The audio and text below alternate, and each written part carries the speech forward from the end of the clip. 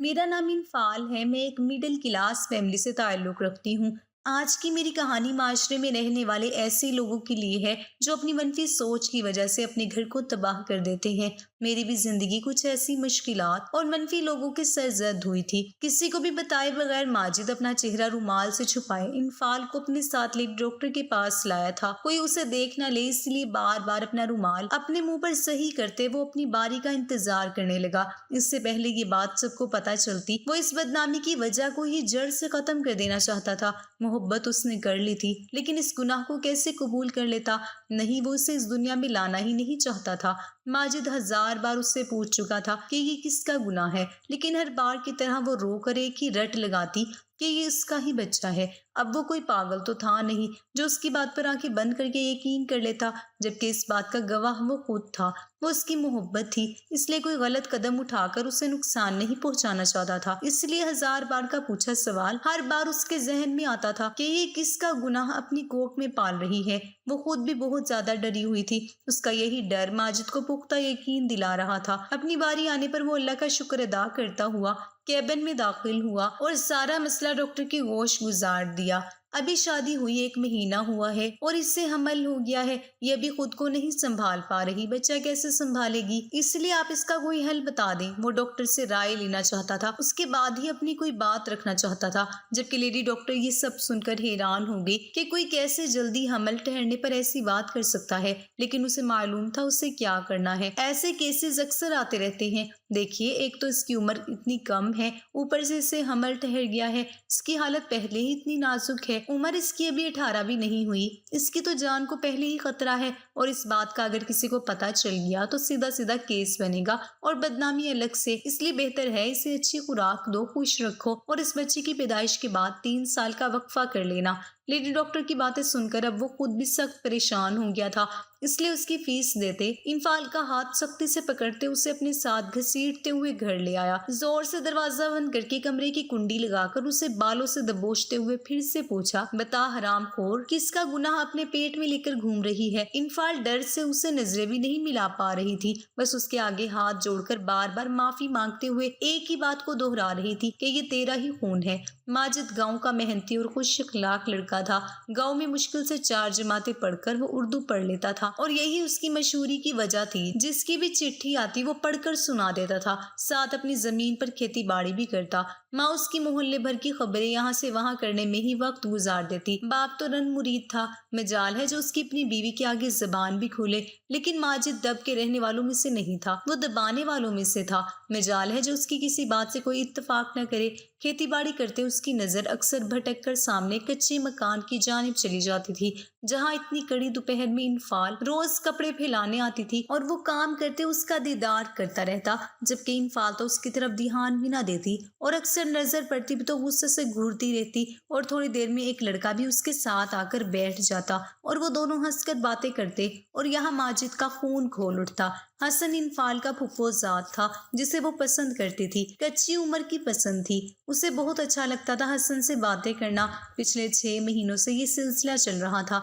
माजिद को तो इनफाल पहली नजर में ही पसंद आ गई थी और उसकी नाक चढ़ाने वाली आदत उसे उसकी तरफ माइल कर देती। लेकिन पिछले 1 महीने से उसका यूं छत पर बैठकर उस लड़के से हंसकर बातें करना और इनफाल की नजरों में पसंदीदगी के रंग माजिद को एक फैसला लेने पर मजबूर कर चुका था। उसने फैसला भी ले लिया था, अपनी माँ को जाकर इनफाल का बताया और उसके घर रिश्ता भेजने को कहा था। उसका अटल फैसला जानकर उसकी माँ भी खामोशी से रिश्ता लेकर इनफाल के घर चली गई। रशीद, इनफाल का बाप, जो पहले ही माजिद को पसंद करता था, उसने फौरन हाँ भर ली थी रिश्ते की। वो क्यों ना हाँ भरता, गांव भर के सबसे मशहूर लड़के का रिश्ता आया था जो मेहनती भी था, अच्छा खासा कमा भी लेता था और उससे इनफाल की शादी करके रशीद की कितनी इज्जत बढ़ जानी थी। ये सोचते ही उसने कुछ ही दिनों में इनफाल का निकाह माजिद से पढ़वा दिया था। माजिद बहुत खुश था, उसे अपनी मनचाही बीवी मिल गई थी। आज वो उसकी हो गई थी और इसी खुशी में इनफाल के फुफ्फोजाद हसन की हर बात फरामोश भी कर दिया था, क्योंकि हसन काफी देर से इनफाल को इशारा कर रहा था। उसने इनफाल का हाथ अपने हाथों में ले लिया था तो इनफाल भी हसन को छोड़कर माजिद की तरफ मतवज्जो हो गई। आज उनकी शादी की पहली रात थी,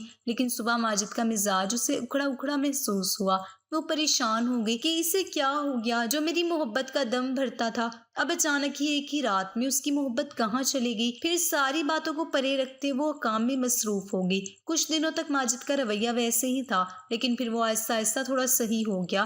اب وہ اس کا خیال رکھتا تھا۔ ان کی شادی کو دوسرا مہینہ ہونے والا تھا اور انفال کی حالت خراب رہنے لگی۔ کبھی سر میں شدید درد رہتا تو کبھی الٹی۔ ماجد ساری رات اس کا سر دباتا تھا۔ ایک دن جب زیادہ طبیعت بگڑی تو ماجد کو جو شک پہلے سے ہی تھا وہ اسے خفیہ طور پر دور کسی دائی کے پاس لے گیا۔ جب اس نے انفال کو امید سے ہونے کی خبر سنائی تو وہ ڈرتی ہوئی ماجد کی طرف دیکھنے لگی، جو اس کا ڈرنا دیکھ کر خفا ہو گیا اور اسے گھر لے آیا۔ اب اس کی یہاں تو ایک پہچان تھی، اگر کسی کو پتہ چل جاتا تو اس کے لیے مصیبت بن جاتی، اور تب وہ کیا کرتا؟ یہ سب سوچتے ہی اس کے ذہن میں ایک ترکیب آئی تھی جس پر عمل کرتے کسی کو بھی بتائے بغیر ماجد اپنا چہرہ رومال سے چھپاتے انفال کو اپنے ساتھ لے کر گاؤں سے تھوڑی دور ایک لیڈی ڈاکٹر کے پاس لایا تھا۔ کوئی اسے دیکھ نہ لے اس لیے بار بار اپنا رومال اپنے منہ پر صحیح کرتے وہ اپنی باری کا انتظار کرنے لگا۔ اس سے پہلے یہ بات سب کو پتہ چل جاتی، وہ اس بدنامی کی وجہ کو ہی جڑ سے ختم کر دینا چاہتا تھا۔ محبت اس نے کر لی تھی، لیکن اس گناہ کو وہ کیسے قبول کر لیتا؟ نہیں، وہ اسے اس دنیا میں لانا ہی نہیں چاہتا تھا۔ ماجد 1000 بار اس سے پوچھ چکا تھا کہ یہ کس کا گناہ ہے، لیکن ہر بار کی طرح وہ رو کر ایک ہی رٹ لگاتی کہ اس کا ہی بچہ ہے۔ اب وہ کوئی پاگل تو تھا نہیں جو اس کی بات پر آنکھیں بند کر کے یقین کر لیتا، جبکہ اس بات کا گواہ وہ خود تھا کہ وہ کنواری لڑکی نہیں ہے، لیکن وہ اس کی محبت تھی، اس لیے کوئی غلط قدم اٹھا کر اسے نقصان نہیں پہنچانا چاہتا تھا۔ اس لیے 1000 بار کا پوچھا سوال ہر بار اس کے ذہن میں آتا، یہ کس کا گناہ اپنی کوکھ میں پال رہی ہے۔ وہ خود بھی بہت زیادہ ڈری ہوئی تھی۔ اس کا یہی ڈر ماجد کو پختہ یقین دلا رہا تھا۔ اپنی باری آنے پر وہ اللہ کا شکر ادا کرتا ہوا کیبن میں داخل ہوا اور سارا مسئلہ ڈاکٹر کے گوش گزار کر دیا کہ ابھی شادی ہوئی ہے، 1 مہینہ ہوا ہے اور اسے حمل ہو گیا ہے۔ یہ ابھی خود کو نہیں سنبھال پا رہی، بچہ کیسے سنبھالے گی؟ اس لیے آپ اس کا کوئی حل بتا دیں۔ وہ ڈاکٹر سے رائے لینا چاہتا تھا، اس کے بعد ہی اپنی کوئی بات رکھنا چاہتا تھا، جبکہ ڈاکٹر یہ سب سن کر حیران ہو گئی کہ کوئی کیسے جلدی حمل ٹھہرنے پر ایسی بات کر سکتا ہے، لیکن اسے معلوم تھا اس سے کیا کرنا ہے۔ ایسے کیسز اکثر آتے رہتے تھے۔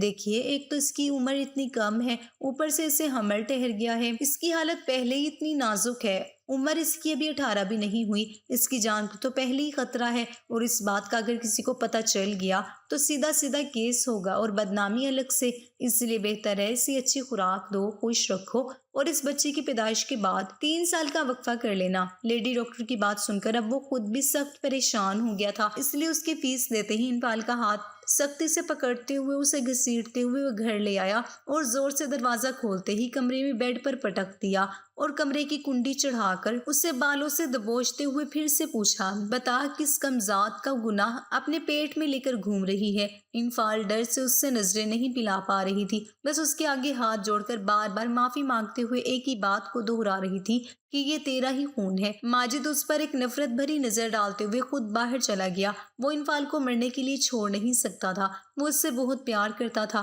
لیکن وہ اس بچے کو بھی نہیں اپنانا چاہتا تھا۔ اس نے فیصلہ کر لیا تھا وہ اسے کبھی باپ کا پیار نہیں دے گا اور اس کے پیدا ہوتے ہی اپنی اولاد کو اس دنیا میں لے آئے گا اور اس سے پیار کرے گا۔ اس نے نہیں بتایا کہ یہ کس کا گناہ تھا۔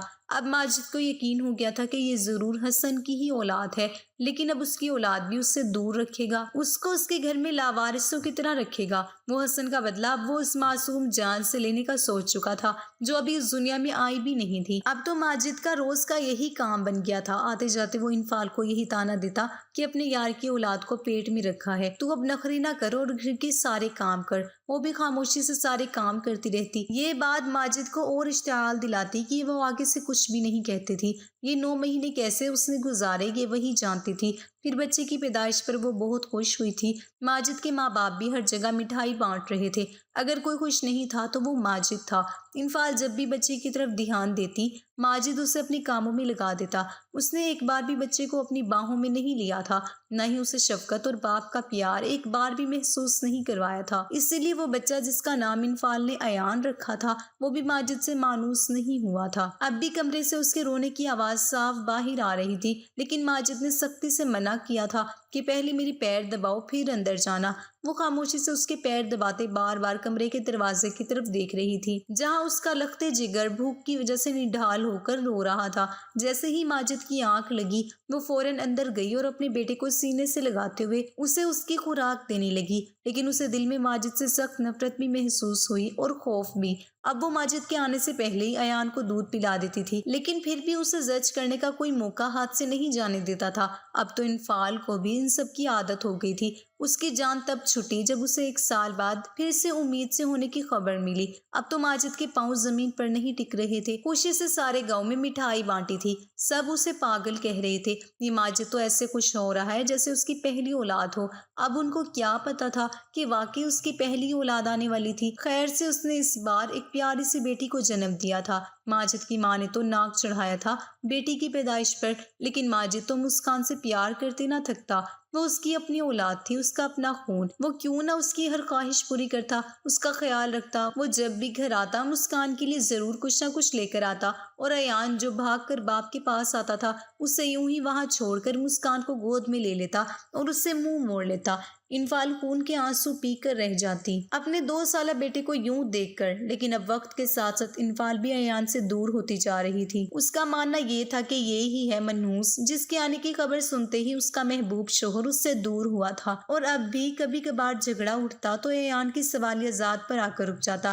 وہ ماں تھی، پوری طرح لاپرواہ نہیں ہو سکتی تھی۔ آخر ایان اس کا اپنا خون تھا، اس کی پہلی اولاد جس سے اس نے بہت مشکلوں سے پیدا کیا تھا۔ ماجد پھر سے سگا ہو گیا تھا۔ اب اس کا رویہ ایان کے ساتھ اچھا نہیں تھا تو برا بھی نہیں تھا۔ وہ کیا ایک بچے سے بدلہ لیتا؟ اس کے لیے اتنا ہی کافی تھا کہ حسن کی اولاد ساری سہولیات ہوتے ہوئے بھی اس سے دور رہے، بلکہ یوں ہی بغیر باپ کے رہے۔ انفال کو اللہ نے ایک اور بیٹے سے نوازا تھا۔ وہ تو پوری طرح اپنے بچوں میں مصروف ہو گئی تھی، گھر کے کام اور پھر بچے۔ کبھی کبھی جب چڑ جاتی تو ایک لگا دیتی، اور زیادہ جو اس کے غصے کا نشانہ بنتا تھا وہ ایان تھا۔ ایان کی طبیعت اب اچانک سے خاموش ہو گئی تھی۔ وہ 5 سال کا بچہ اب کوئی ضد نہیں کرتا تھا، مار کھا کر ایک کونے میں جا کر رو لیتا تھا، حسرت سے اپنی بہن بھائی کو کھیلتے اور نئے نئے کپڑے پہنتے دیکھتا تھا۔ ماجد کو اس کی حالت دیکھ کر کبھی کبھی افسوس ہوتا، لیکن تھوڑی دیر میں وہ پھر سے اس کی ذات سے لاپرواہ ہو جاتا۔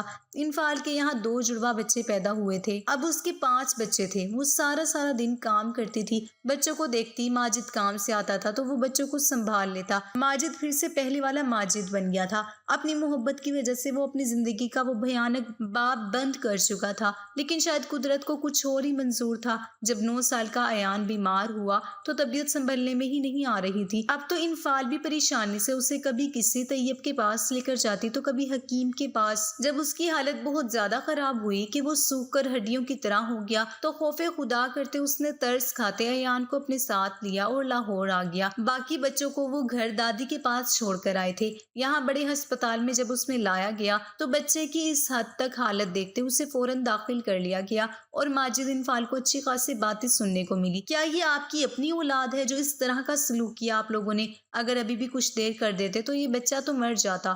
ڈاکٹر کی بات سن کر ماجد نے سوچا تھا مر ہی جاتا، لیکن پھر اپنی سوچ کو جھٹک کر وہ ان کی باتیں سننے لگا جو اب ٹیسٹ کروانے کا کہہ رہی تھی۔ وہ عین ان کے اندازے کے مطابق ایان کسی مہلک بیماری میں مبتلا ہو گیا تھا، جس کے لیے وہ ایک ایسا مرض کا بتا رہے تھے جن کے متعلق انہوں نے کبھی سنا ہی نہیں تھا۔ ان کا کہنا تھا کہ اگر وقت پر ہمیں اس کا بون میرو نہ ملا تو بچہ جان سے جا سکتا ہے، کیونکہ اس کے تمام اعضاء کام کرنا چھوڑ رہے تھے، اور اگر مکمل طور پر انہوں نے کام کرنا بند کر دیا تو اسے موت سے کوئی نہیں بچا سکتا، اور اب وقت دور نہیں جو وہ سب ناکارہ ہو جاتے۔ بون میرو کی خرید جتنی ڈاکٹر نے بتائی تھی اتنا تو وہ ساری زندگی بھی کما لیتا تو بھی اتنا پیسہ نہیں آتا اس کے پاس کہ وہ اسے خرید سکے، اور اس وقت اس کے میچ کا کہیں سے بھی نہیں مل رہا تھا۔ لیکن ڈاکٹر نے بتایا تھا کہ ماں باپ کا یا بھائی بہن کا میچ کر سکتا ہے۔ بچے ان کے سارے چھوٹے تھے، باقی بچے وہ دونوں۔ انفال کو دے کر ہی ڈاکٹر نے منع کر دیا تھا۔ اب وہ زبردستی ماجد کو اپنے ساتھ ٹیسٹ کرنے کے لیے لے گئی۔ ایک طرح سے ماجد خوش ہی تھا کہ اب اس کا تو میچ نہیں کرے گا، اب انفال کو اسے سچ بتانا ہی پڑے گا، اور جب تک وہ بتائے گی اور حسن اور دوسرے شہر سے آئے گا تب تک تو ایام دنیا سے وہ اپنی ہی سوچوں میں گم آرام سے ٹیسٹ کروا کر بینچ پر بیٹھا ہوا تھا جب ڈاکٹر دوڑتے ہوئے اس کی طرف آئے تھے اور خوشی سے اسے یہ بتایا کہ اس کا بون میرو اس کے بیٹے کے ساتھ میچ کر گیا ہے، اس لیے اب جلدی سے اس کے ساتھ چلے۔ ماجد یہ سب سنتے ہی بے جان ہو گیا تھا، مانو کاٹو تو بدن میں لہو نہیں۔ اس کا مطلب پچھلے 9 سال سے وہ جس سے نفرت کرتا آیا تھا، جس کو کم تر، نیچ اور ناجائز کہتے آیا تھا، وہ اس کا اپنا بیٹا تھا۔ سب سوچوں کے درمیان کا پروسیجر ختم ہو گیا اور اسے پتہ نہیں لگا۔ اب بون میرو ملنے کے باوجود بھی ڈاکٹر نا امید نظر آ رہے تھے۔ وہ بھاگتے ہوئے پاس موجود مسجد میں گیا تھا اور وضو کرتے ہوئے رب کے آگے گڑ گڑا رہا تھا، اسی بیٹے کے لیے جس کی تھوڑی دیر پہلے خود سے جان چھوٹ جانے کی دعا کر رہا تھا۔ یا اللہ مجھے معاف کر دے، مجھ گناہ گار کو معاف کر دے، میں نے بہت بڑا گناہ کیا ہے، اپنی بیوی کے کردار پر شک کیا، اپنے ہی بچے کو اس کے باپ کے ہوتے ہوئے یوں ہی ہر چیز سے دور رکھا، اسے ہر چیز کے لیے ترساتا رہا۔ یا میرے رب میرے گناہوں کی سزا اس معصوم کو نہ دے، بس ایک بار اسے ٹھیک کر دے، میرے مولا ایک بار اسے ٹھیک کر دے، میں زندگی بھر تیرا یہ احسان نہیں بھولوں گا، میں ان فعال سے بھی معافی مانگ لوں گا، بس میرے بچے کو بچا لے۔ میرے مولا اللہ کے حضور سجدہ ریز ہو کر وہ اپنی ہوئی ہر زیادتی کا اعتراف کر رہا تھا۔ بے شک وہ ذات معاف کرنے والی ہے۔ جب واپس آیا تو اسے خوشی کی نوید دی گئی کہ اس کا بچہ خطرے سے باہر ہے، لیکن اس میں کچھ نمایاں معذوریاں اپاہج رہیں گی، جیسے اچانک سے اسے کسی بھی وقت جسم میں درد اٹھ سکتا ہے، سانس اس کا پھولنے لگے گا، اس لیے وہ زیادہ دوڑ نہیں سکتا، اب بال بھی اس کے جھڑیں گے، یا پھر شاید نظر کمزور ہو جائے۔ اس سے بڑی کیا سزا اسے ملنی تھی؟ کیا اس کی وجہ سے اس کی پہلی اولاد معذوری کے اس دہانے پر کھڑی تھی؟ لیکن اس نے توبہ کر لی تھی، اب وہ اپنا سارا وقت اس کو ہی دیتا، اس کو ہر خواہش اس کے بولنے سے پہلے پوری کر دیتا۔ ایان بھی اب پہلے کی طرح سب کے ساتھ بولنے لگا تھا، لیکن جب اس کی کھانسی شروع ہوتی تو اس کے آنسو نکل آتے، تھوڑی دیر بعد جب وہ نارمل ہوتا تو پھر سے مسکرا دیتا ہے، لیکن ماجد تو مسکرا بھی نہیں سکتا تھا، اس نے بے ساختہ اپنے لگتے جگر کو اپنے سینے سے لگا لیا تھا۔ انفال سے بھی وہ معافی مانگ چکا تھا، انفال نے بھی بتا دیا تھا کہ وہ حسن کو پسند ضرور کرتی تھی، لیکن تب کچی عمر تھی، اسے کچھ نہیں پتا تھا، لیکن جب تم سے شادی ہوئی تو میری زندگی میں بس تم ہی تھے، لیکن پھر ایک غلط فہمی کی وجہ سے سب برباد ہو گیا، اور یہ بات بھی ان کو ڈاکٹر کی وجہ سے ہی پتا لگی تھی کہ پہلی رات کا جو واقعہ ہوا تھا آج کل وہ بہت عام ہے، لڑکیاں بھی اچھل کود کرتی ہیں یا وزن اٹھاتی ہیں تو ان کا پردے بخارت ٹوٹ جاتا ہے۔ یہ سب سن کر ماجد کو اپنی سوچ پر بہت افسوس ہوا تھا، وہ انفال کے سامنے سخت شرمندہ تھا، لیکن اب بھی وہ یہی سوچ رہا تھا کہ آخر اس کے بیٹے کو یہ مہلک بیماری نہ ہوتی تو کیا اسے پتا لگتا کہ وہ اس کی اولاد ہے، اس سے یہ سوچ کر سخت پشیمانی ہوتی۔ ہماری ویڈیو اگر آپ کو پسند آئی ہے تو ضرور لائک کیجیے، اپنی رائے دینا چاہیں تو کمنٹس کیجیے، اچھی لگے تو شیئر کیجیے۔ ایک رات کھانے کے بعد اپنے کمرے میں سونے کے لیے آئی کہ میری 10 سالہ پوتی دادی دادی کرتی ہوئی آگی۔ کیا بات ہے دادی، غیرت کے نام پر قتل کیا ہوتا ہے؟ خبروں میں آیا ہے۔ کچھ دیر تک تو میں ساکت رہ گئی، مگر بچے کو مطمئن کرنا ضروری تھا۔ 10 سال کی عمر ہی کیا ہوتی ہے، کوئی غلط بات دماغ میں نہ آ جائے۔ اس کو بتایا بیٹا قتل بہت بڑا فعل ہے۔ وہ بڑی بڑی معصوم آنکھیں گھما گھما کر ہاں ہاں کرتی رہی، اس وقت بڑی پیاری لگی۔ میرے دل سے دعا نکلی، اللہ اس کو اور ہر لڑکی کو کسی شیطان نما انسان سے محفوظ رکھنا، اور اس کے ساتھ ہی میں 60 برس پیچھے چلی گئی۔ ان دنوں ہم منڈیا میں یوپی کے ایک گاؤں میں رہتے تھے۔ میرے والد 3 بھائی تھے، تایا، میرے ابو اور چچا۔ چچا بہت چھوٹے تھے، چند ماہ عمر تھی کہ جب دادی کا انتقال ہو گیا۔ دادی کی بہن جو میری نانی تھی، انہوں نے سب کی پرورش کی۔ وقت گزرتا گیا، نانی کی 3 بیٹیوں کی شادیاں دادی کے 3 بیٹوں سے ہو گئی۔ کچھ دنوں کے بعد نانا نانی دونوں کی آنکھیں بند ہو گئی۔ تایا کے 3 بچے احمد بھائی، حور باجی اور راحت تھے، جبکہ میں باپ کی اکلوتی اولاد تھی۔ چچا کی شادی کے بعد ان کو بہت دنوں تک اولاد کی خوشی دیکھنی نصیب نہیں ہوئی۔ یہ ان دنوں کا ذکر ہے جب چچا کا پہلا بچہ شیر خوار تھا اور حور باجی 15 سال کی تھی۔ مشترکہ فیملی سسٹم میں رہتے تھے، گھر ایک تھا، کھانا پکانا الگ الگ تھا۔ تائی کو میں تائی خالہ کہتی، ان کو سبزی لگانے کا شوق تھا، ہم گھر کی سبزیاں پکاتے۔ بچی کو پھولوں کا شوق تھا، ہر موسم کے پھول آنگن میں بہار دکھاتے تھے، خاص کر سردیوں میں آدھا صحن گیندے کے پھولوں سے پیلا ہوتا جو بہت خوبصورت لگتا تھا۔ میری والدہ کو کھانے پکانے کا شوق تھا، ہر ہفتہ سب ایک ساتھ بیٹھ کر کھاتے اور ان کھانوں کا مزہ لیتے تھے۔ بڑی پرسکون زندگی تھی، حالانکہ یہاں کوئی عزیز تھا اور نہ رشتہ دار، بس محلہ ہی ہمارے لیے سب کچھ تھا۔ پھر اچانک ایک ایسا واقعہ ہوا کہ زندگی ہی بدل گئی۔ ایک رات حور باجی گھر سے چلی گئی، کہاں گئی کسی کو پتا نہیں تھا، بس ایک خط ملا کہ میں آپ لوگوں کے لیے مر گئی ہوں، تلاش مت کیجیے گا۔ گھر والے سب کچھ سمجھ گئے۔ تایا نے کمرے میں بلا کر ہم سب کو سمجھایا کہ اگر عزت چلی گئی سب کچھ چلا جائے گا، لہٰذا خاموش رہنا ہے۔ وہ بہت عقل مند تھے، یہ بات گھر سے باہر نہ نکالی، لیکن سارا گھر سکتے میں تھا۔ مردوں میں بات بند کمرے میں ہوئی۔ صبح سورج کی روشنی سے پہلے ہی تایا اور احمد بھائی شہر چلے گئے۔ احمد پڑھائی کے سلسلے میں شہر میں ہوتے تھے اور ان دنوں دیوالی کی چھٹی میں آئے ہوئے تھے۔ ہم نے سب کو بتا دیا کہ تایا کے ساتھ حور بانو شہر گئی ہیں۔ یہ بات سارے محلے کو بتا دی کہ اس بار احمد بھائی کے ساتھ تایا اپنی بیٹی حور بانو کو بھی شہر گھمانے لے گئے ہیں۔ بس اوپر والا ہی سب کے عیب ڈھانپتا ہے، پردے ڈالتا ہے۔ تیسرے دن گھر پر ٹیلی گرام آیا جو ہمارے پڑوسی نے اتفاق سے وصول کیا۔ اطلاع تھی کہ حور بانو ایکسیڈنٹ کے نتیجے میں فوت ہو گئی ہے اور مجبوراً شہر میں ہی تدفین کرنی پڑی ہے۔ پڑوسی نے محلے کے گھروں میں جا کر بتا دیا اور ہمارے گھر بھی گہرام مچ گیا۔ محلے دار تعزیت کو آئے اور ہمارے گھر والوں نے اشک بہائے۔ دل پر جبر کر کے زندہ اور گمشدہ حور باجی کا صوم اور 40واں کیا گیا، دنیا کو باور کرانے کے لیے کہ حور دنیا سے رخصت ہو گئی ہے۔ گھر میں ویرانی نے ڈیرا ڈال دیا۔ اس غم سے 2 ماہ بعد تایا بھی چلے گئے۔ گھر میں اور بھی زیادہ اداسی چھا گئی۔ تائی کو چپ لگ گئی، ہر طرف خاموشی چھا گئی۔ وقت آگے بڑھا اور راحت کی شادی ہو گئی۔ گھر میں خاموشی کچھ کم ہوئی۔ احمد بھائی جاب کے سلسلے میں شہر چلے گئے۔ میرا بھی رشتہ آ گیا اور شادی ہو گئی۔ جن سے شادی ہوئی ان کا نام ندیم تھا۔ ندیم آگرہ میں ایک اسکول ٹیچر تھے۔ کچھ دن سسرال میں رہ کر میں ان کے ساتھ آگرہ آ گئی۔ اس وقت کسی گاؤں کی لڑکی کا بڑے شہر جانا ایسا تھا جیسے آج کل امریکہ جانا۔ ہم اکثر تاج محل کی سیر کرتے تھے۔ روڈ پر بیٹھی ایک فقیرنی میں مجھے بہت کشش محسوس ہوتی تھی۔ چہرہ میں نے ٹھیک سے نہیں دیکھا تھا۔ کئی بار بھیگ کے سکے اس کی پھیلی ہوئی چادر میں ڈالے تھے۔ ایک دن ہمت کر کے اس کے پاس بیٹھ گئی۔ اس نے نظر اٹھا کر مجھے دیکھا اور برسوں کی پڑی گرد ایک طرف صاف ہو گئی۔ میں اچانک بول پڑی، حور باجی کیا یہ تم ہی ہو؟ انہوں نے نفی میں گردن ہلائی اور 2 موتی ان کی آنکھوں سے ٹپک گئے۔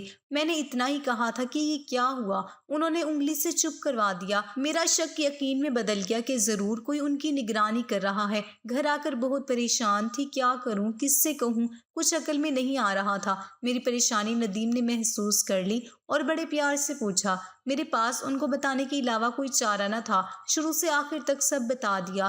وہ بہت اچھے اور راز کو راز رکھنے والے تھے۔ انہوں نے اس معاملے کا پردہ رکھنے کا وعدہ کر لیا اور میرا ساتھ دیا کہ تنہا میں کچھ نہ کر سکتی تھی۔ اس کام کو کرنے کے لیے بڑے پاپڑ بیلنے پڑے۔ میں نے اپنے میکے کا سارا زیور بیچ کر 50,000 روپیہ دے دیا اور حور جن لوگوں کے قبضے میں تھی ان سے اسے واپس لے آئی۔ 50,000 بڑی رقم تھی۔ اپنے سارے سسرال اور محلے والوں کو بتایا، لاوارث عورت ہے، کام کرنے کے لیے لائی ہوں، اب ساتھ رہے گی۔ میکے میں سے کوئی ایسا تھا نہیں جو اتنی دور آتا۔ ایک احمد بھائی کے اوپر سارے گھر کی ذمہ داری تھی، وہ بہت مصروف تھے۔ میں نے حور باجی کا فی الحال کسی کو نہ بتایا۔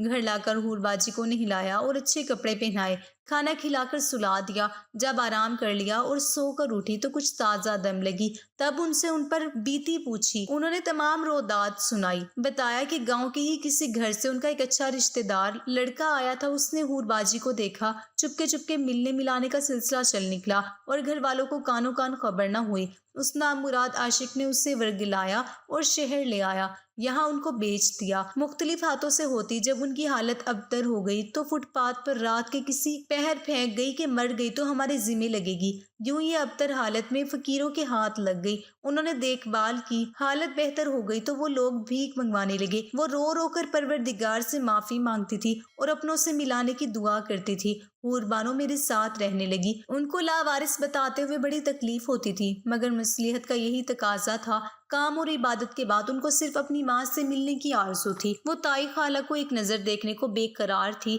اس بار جب میں گاؤں گئی تو بڑی مشکل سے تائی اور والدہ کو اپنے ساتھ لانے میں کامیاب ہو گئی۔ حور باجی ان کے قریب نہیں آتی تھی، ان کی تڑپ کم ہو گئی، مگر معافی مانگنے کی حسرت پوری نہ ہو سکی۔ دور دور سے ماں کو دیکھتی تھی۔ کچھ وقت اور آگے بڑھا اور ہم 1972 میں کراچی آ گئے اور ہمارے ساتھ حور بھی آ گئی۔ جب لوگ نوکرانی کہہ کر تعریف کرتے، دل رو پڑتا تھا۔ قسمت نے ساتھ دیا، ہمارے میاں ترقی کرتے گئے اور یہاں ہم بہت اچھی زندگی گزارنے لگے۔ پاکستان آ کر قسمت بدل گئی، ہم دولت مندوں میں شمار ہونے لگے، بال بچے ہو گئے تھے، زندگی بہت مصروف تھی۔ اس دوران ایک بار بھی میں انڈیا نہ جا سکی، تاہم جب 1982 میں والدہ اور تائی بہت بیمار ہو گئی، احمد بھائی نے خط لکھا، ایک بار آ کر مل جاؤ، تو خط ملتے ہی ساتھ سفر کی تیاری شروع کر دی۔ اس دوران بچے بڑے ہو گئے تھے، حور باجی گھر میں تھی، بڑے گھر میں آ گئے تھے، لہٰذا باجی کا الگ کمرہ تھا، وہ صرف کام کرنے والوں کی نگراں تھی۔ میں 1 ماہ کی کوشش کے بعد انڈیا روانہ ہو گئی۔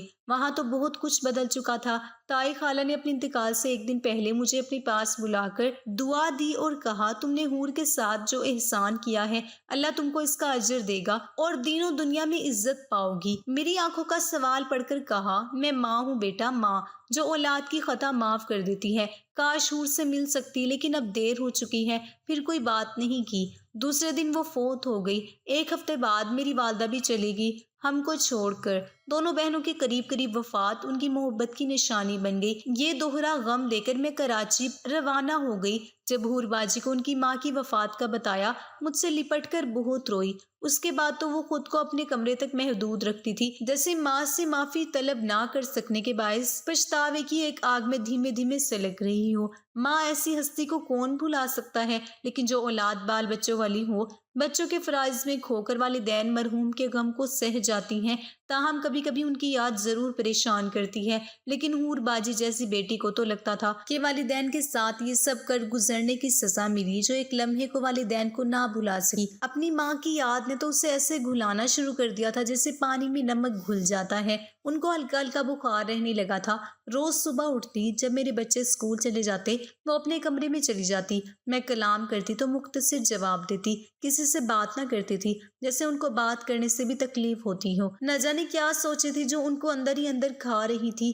عید آ گئی، گھر میں گہما گہمی ہو گئی، لیکن عید کے دن بھی وہ باہر نہ آئی۔ بچوں کو کھلانے پلانے کے بعد فارغ ہو کر جب ان کے کمرے میں گئی، وہ گرمی میں بھی کمبل اوڑھے سو رہی تھی، جیسے انہیں سردی لگ رہی ہو۔ میں نے آواز دی، حور باجی اٹھیے تو، آج عید کے دن کیا حلیہ بنا رکھا ہے۔ میں نے ان کو جگانے کے لیے 100 طرح کی باتیں گھڑ دی۔ وہ نہیں ہلی تو کمبل ان کے اوپر سے ہٹا دیا۔ نیم بھی ہوش تھی، ماتھے پر ہاتھ رکھا، بخار میں جل رہی تھی، پچھتانے لگی کہ اپنے بچوں کی خوشیوں میں دن چڑھایا اور میں نے ان کی خبر تک نہ لی۔ حور باجی کی بے بسی پر دل بھر آیا، سوچنے لگی اگر یہ مجھے نہ ملتی تو جانے کہاں ہوتی، شاید سردی گرمی میں روڈ پر پڑی بھیک مانگ رہی ہوتی، یا پھر سوچ کر کانپ گئی۔ خدا کا شکر تھا کہ اس نے ہم کو ملا دیا تھا اور میرے پاس بھی اتنا روپیہ جڑ گیا تھا کہ گداگد گروہ کے سرغنہ کو 50,000 ادا کر کے ان کو خرید لیا، ورنہ تو عمر بھر پچھتاتی ہی رہ جاتی۔ ندیم مجھے پکارتے ادھر آئے، ان کو آواز دی، ذرا حور باجی کے کمرے میں آئیے، دیکھیے ان کا حال ابتر ہے، ڈاکٹر کو بلانا پڑے گا، آج عید کا دن ہے، کوئی ڈاکٹر کیسے آ سکے گا۔ سوچ میں پڑ گئے، پھر توقف سے بولے، ایسا کرتے ہیں ہم ان کو ہسپتال ایمرجنسی میں لے چلتے ہیں، ابتدائی طبی امداد تو آج کے دن مل جائے گی، تم تیار ہو جاؤ، میں گاڑی نکالتا ہوں۔ میں نے کیا تیار ہونا تھا، بس سادہ سے معمول کے اجلے کپڑے بدلے اور اوپر سے بالوں میں کنگا پھیر لیا۔ واپس حور کے کمرے میں آئی کہ کیسے ان کو اٹھا کر گاڑی تک پہنچائے۔ سہارا دینا چاہا تو مجھ سے اٹھ نہ پائی، ان کو ہوش ہی کب تھا۔ میں نے کان میں کہا، حور باجی ہمت کیجیے، تو انہوں نے بامشکل یہ الفاظ ادا کیے کہ کاش انڈیا جا سکتی اور میری ماں کے پاس میری قبر ہوتی۔ یہ الفاظ کہتے ہی سر ایک جانب کو ڈھلک گیا اور روح کف سے انصری سے پرواز کر گئی۔ وہ اپنے خالق حقیقی سے جا ملی تھی۔ میری آنکھوں سے آنسو بہنے لگے۔ ان کی میت کو انڈیا لے جانا اور تائی خالہ کی قبر کے ساتھ دفن کروانا میرے بس میں نہ تھا۔ کراچی کے ایک قبرستان میں سپرد خاک کیا۔ کبھی کبھی قبر پر فاتحہ کے لیے جاتے رہے، لیکن پھر زندگی کی مصروفیات نے پاؤں میں بیڑیاں ڈال دی۔ آج بھی اس کمرے میں جاتے ہوئے جی گھبراتا ہے جس میں وہ رہا کرتی تھی۔ حالانکہ اب یہ کمرہ میری پوتی کے استعمال میں ہے، مگر میں نے دیوار پر حور باجی کی تصویر ویسے ہی لگی رہنے دی ہے۔ یہ تصویر ان کے بچپن کی ہے، جب وہ 4 برس کی تھی اور اپنے والد کی گود میں عید کے روز یہ تصویر اتروائی تھی۔ یہ ان کے بچپن کا قیمتی اثاثہ تھا جس کو گھر سے بھاگتے وقت ساتھ لے گئی تھی اور ہمہ وقت اپنے پاس رکھتی تھی۔ زمانے جھیل کر اپنے پاس رکھتی تھی، زمانے نے اس کا سب کچھ چھین لیا، یہاں تک کہ زندگی بھی، لیکن ان کی یہ عزیز الجاں فوٹو بھی اب تک موجود اور صحیح سلامت ہے۔ یہ تصویر بڑی خوبصورت ہے، جس میں وہ ایک معصوم فرشتہ کی مانند گڑیا لگ رہی ہیں۔ حور باجی واقعی تم مثل حور تھی، مگر تم کو کسی شیطانی ہاتھ نے دلدل میں پھینک دیا۔